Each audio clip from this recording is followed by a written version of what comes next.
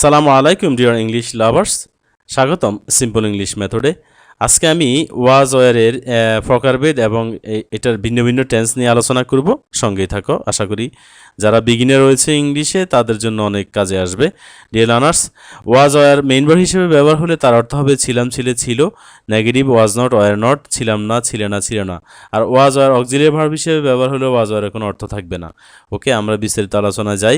Was were এর পরে noun adjective ব্যবহার হলে ওয়াজ ওয়ার ওয়াজ ওয়ারকে আমরা মেইন ভার্ব বা প্রিন্সিপাল ভার্ব ধরবো এবং সেই ওয়াজ ওয়ার যুক্ত ওয়াজ ওয়ারের পরে নাউন অ্যাডজেক্টিভ যুক্ত বাক্যটিকে আমরা ফার্স্ট সিম্বল টেন্স ধরবো। পক্ষান্তরে ওয়াজ ওয়ারের পরে ভার্বে আইএনজি ফর্ম ব্যবহার হলে সেই ওয়াজ ওয়ারকে আমরা অক্সিলিয়ারি ভার্ব ধরবো আর বাক্যটিকে ধরবো ফার্স্ট কন্টিনিউয়াস টেন্স। তাহলে ওয়াজ ওয়ারের পরে নাউন বা অ্যাডজেক্টিভ আর এখানে বলা আছে ওয়াজ ওয়ারের পরে আইএনজি ফর্ম, এই দুটি জিনিসে পার্থক্য তৈরি করে দিবে অর্থগত এবং টেন্সের দিক দিয়ে। আমরা এখন বাক্যের মধ্যে বিস্তারিত আলোচনা যাই।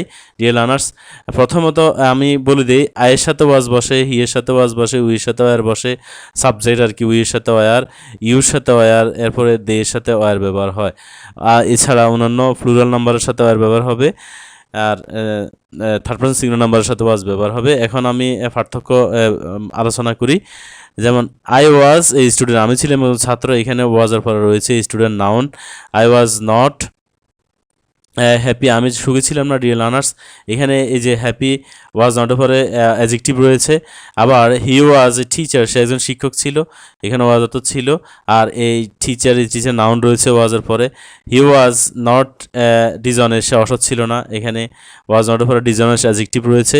এরপরে উই ওয়ার হেল্পলেস, আমরা অসহায় ছিলাম, এখানে ওয়ারের পরে হেল্পলেস অ্যাডজেক্টিভ রয়েছে। You are not lazy workers, we are not lazy workers, আমরা অলস কর্মী ছিলাম না, এখানে লেজি ওয়ার্কার্স নাউন ফ্রেজ রয়েছে ওয়ার নটের পরে। ইউ আর লায়ার, তুমি একজন মিথ্যাবাদী ছিলে, এখানে ওয়ারের পরে এই লায়ার নাউন রয়েছে। ইউ আর নট পুয়ার, তুমি গরিব ছিলে না, এখানে ওয়ার নটের পরে পুয়ার অ্যাডজেক্টিভ রয়েছে।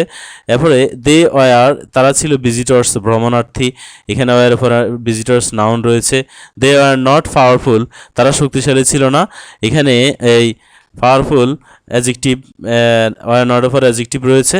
ডিয়ার লার্নার্স, তাহলে আমরা বুঝতে পারলাম যে এখানে ওয়াজ ওয়ার পরে নাউন অ্যাডজেক্টিভ রয়েছে এবং ওয়াজ ওয়ার অর্থ রয়েছে ছিলাম, ছিলে, ছিল, ছিলাম না, ছিল না, ছিল না।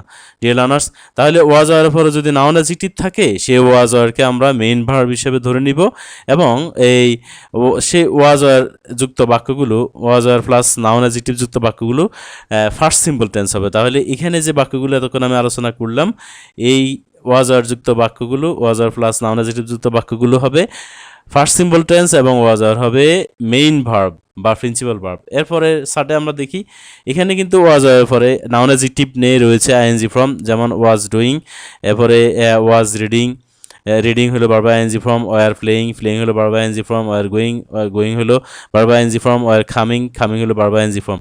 ডিয়ার লার্নার্স, তাহলে এই ওয়াজ ওয়ারের পরে বারবার আইএনজি ফর্ম থাকাতে এই ওয়াজ ওয়ারকে আমরা ধরে নিব অক্সিলিয়ারি ভার্ব এবং এই ওয়াজ ওয়ার প্লাস বারবার আইএনজি ফর্ম যুক্ত বাক্যগুলো হবে ফার্স্ট কন্টিনিউয়াস টেন্স এবং এই ওয়াজ ওয়ারের কোনো আলাদা অর্থ থাকবে না। যেমন ওয়াজ এখানে আলাদা অর্থে ব্যবহার হয় নাই, ওয়াজ ডুইং একসাথে হলে এটা অর্থ দাঁড়াবে করা থেকে করছিলাম, ওয়াজ রিডিং পড়া থেকে পড়তেছিলাম, ওয়ার প্লেয়িং খেলা থেকে খেলতেছিলাম, ওয়ার গোয়িং যাওয়া থেকে যাচ্ছিলাম, ওয়ার কামিং আসা থেকে আসতেছিলাম। ডিয়ার লার্নার্স, তাহলে আমরা দুই পাশের ওয়াজ ওয়ার পার্থক্য স্পষ্টভাবে বুঝতে পারলাম। এই ওয়াজ ওয়ার যুক্ত was were plus noun adjective যুক্ত বাক্যগুলো ফার্স্ট সিম্পল টেন্স হয় এবং ওয়াজ ওয়ার হয় মেইন ভার্ব, আর এখানে was were plus ING form যুক্ত বাক্যগুলো ফার্স্ট কন্টিনিউয়াস টেন্স হয় এবং ওয়াজ ওয়ার হবে অক্সিলিয়ারি ভার্ব। ডিয়ার লার্নার্স, আরেকটা পার্থক্য আমি বলে দিই, ওয়াজ ওয়ারের পরে যে নাউন অ্যাডজেক্টিভ থাকবে এই নাউন অ্যাডজেক্টিভগুলোকে ইংরেজি ভাষা বলা হবে কমপ্লিমেন্ট। আর কমপ্লিমেন্ট এবং সাবজেক্ট এটা একই ব্যক্তি বা একই জিনিস হয়। যেমন আই এ স্টুডেন্ট, আমি একজন ছাত্র, আমি এবং আই একই ব্যক্তি। আই ওয়াজ নট হ্যাপি, আমি সুখী ছিলাম না, এখানে আমি এবং সুখ, এটা সুখ এখানে আমার সাথে জড়িত, অর্থাৎ সুখের সাথে এখানে আমার সম্পর্ক রয়েছে। তার মানে এখানে সাবজেক্ট এবং নাউন অ্যাডজেক্টিভ এটা একই জিনিস একই ব্যক্তি হয়ে থাকে, তখন এটাকে কমপ্লিমেন্ট বলে। আবার এখানে আয়ের সাথে দ্য ওয়ার্ক অবজেক্টের কোনো সম্পর্ক নেই, এটা সম্পূর্ণ ভিন্ন জিনিস, ভিন্ন ব্যক্তি। এজন্য আমরা বলবো যে আয়ের সাথে কমপ্লিমেন্টের সম্পর্ক রয়েছে, সাবজেক্টের সাথে কমপ্লিমেন্টের সম্পর্ক থাকে, আবার সাবজেক্টের সাথে অবজেক্টের সম্পর্ক থাকে না।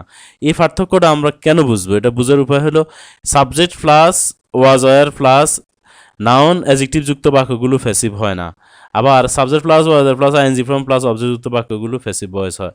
ডিয়ার লার্নার্স, তাহলে আজকে আমি ওয়াজ ওয়ারের বিস্তারিত আলোচনা করেছি, তাদের টেন্সগত পার্থক্য, তাদের ভার্বের প্রকারগত পার্থক্য নিয়ে আলোচনা করেছি। আশা করি বিষয়টি সবার কাছে স্পষ্ট হয়ে গেছে।